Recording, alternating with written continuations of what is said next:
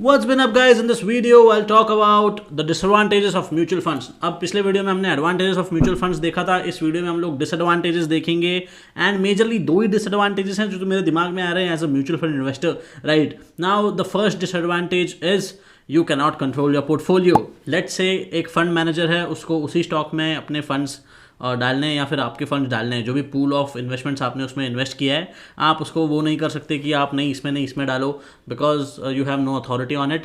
तो as a fund manager उसकी responsibility होती है, उसकी चॉइस होती है कि किस में पैसे डालने चाहिए and you have no control over it.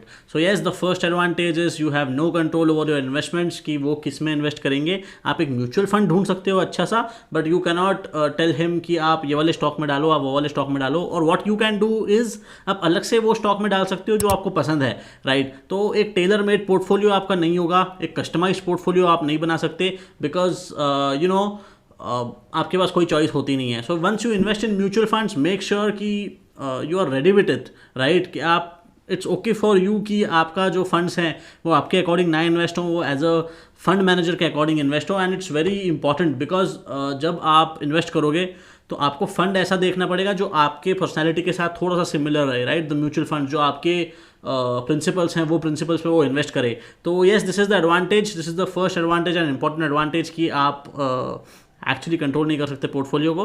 And या that's it. Okay, so the second disadvantage I will talk about is unpredictable returns.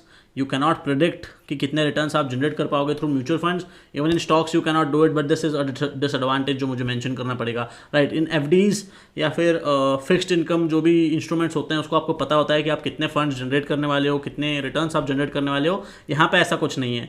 You can not predict it. कोई साल में आपको 4% 5% का ही गेन मिले, कोई साल में आपको 13-14%, 30%, 40% तक का भी गेन मिल सकता है depending on your mutual fund. Right तो रिस्क एपेटाइट आप देख सकते हो, सेफ स्टॉक्स में इन्वेस्ट कर सकते हो, सेफ फंड्स में इन्वेस्ट कर सकते हो, but you can not guarantee the returns. आपको रिटर्न्स है वो आपको पता ही नहीं होंगे, because even in stock market you don't know how much you will gain.